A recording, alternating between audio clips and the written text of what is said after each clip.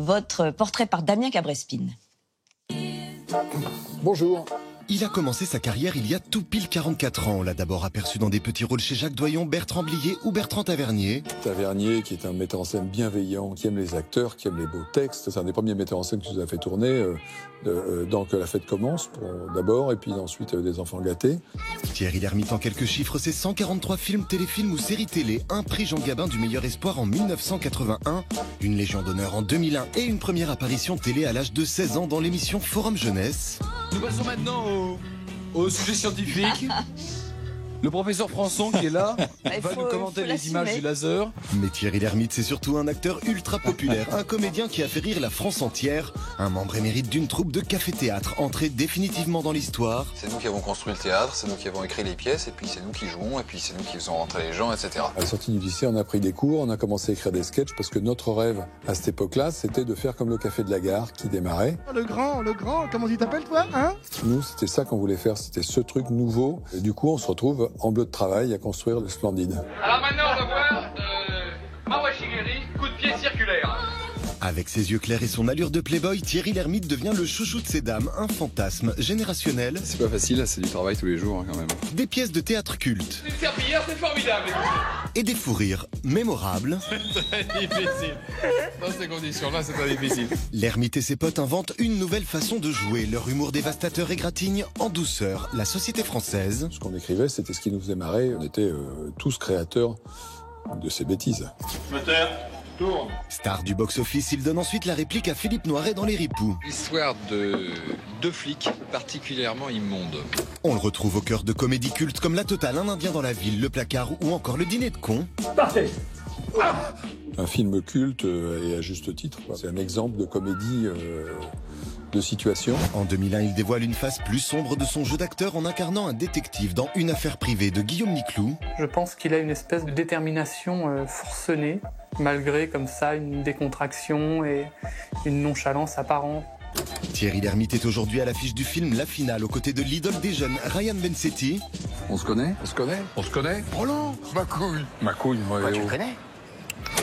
Quand on pense que le comédien n'était pas sûr de vouloir faire carrière lorsqu'il sortait à peine du lycée Pasteur de Neuilly-sur-Seine. C'était sympa de jouer, à vrai dire. On était content d'être au groupe théâtral, etc. Mais ça ne me venait pas à l'esprit d'être acteur après. L'avenir lui a donné tort. Il semble que les conseils de sa professeure de théâtre, Tsila Shelton, ont porté ses fruits. Thierry était tout fou. C'était vraiment le tout fou. C'est ça qui est extraordinaire. C'est comment, à travers le métier, il est arrivé à se prendre en main, à se dominer. Alors, cette troupe du Splendide, vous la formez en 74. Est-ce que vous diriez que dans son humour, dans son fonctionnement, il y a quelque chose de mai 68? On va bientôt célébrer, j'allais dire, les 50 ans. Oui, sans aucun doute, oui.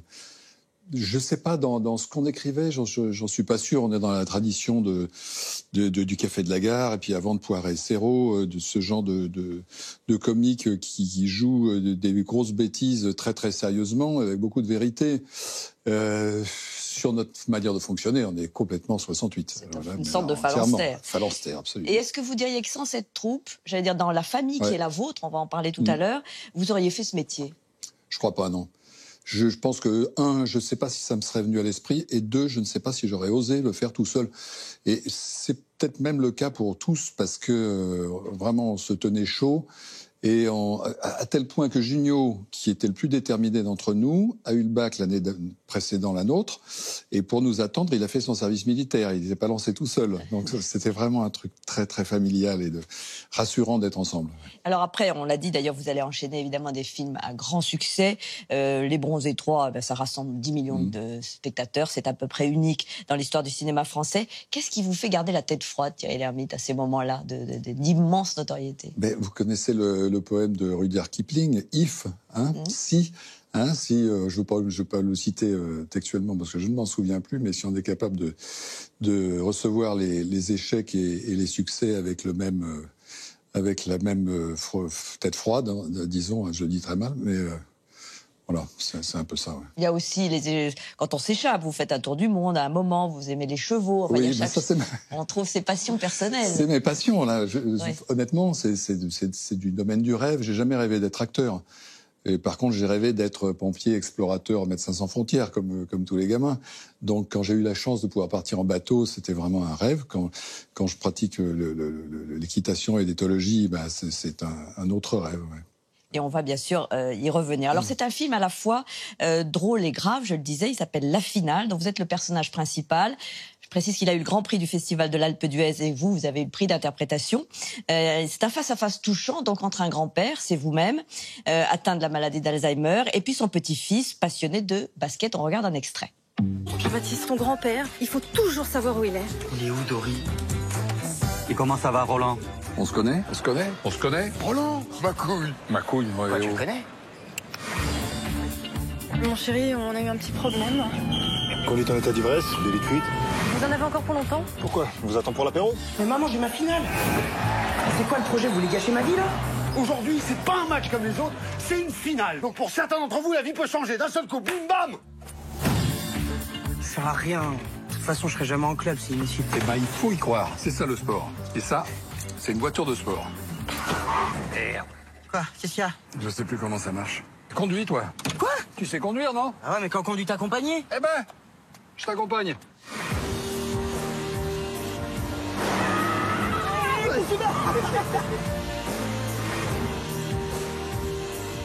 Oh la vache! T'as veillé, hein? Tu te rends compte des risques que t'as fait prendre à ton grand-père? Mais de quoi tu me parles? T'en as rien à foutre de lui! Tu l'as toujours détesté! Une famille, c'est comme une équipe. Si on veut que tout le monde gagne, il faut pas jouer perso. Alors le réalisateur Robin Sachs dit Thierry Lhermitte a eu du courage d'accepter un rôle dans lequel il perd la boule, et ce grand-père qui erre un peu.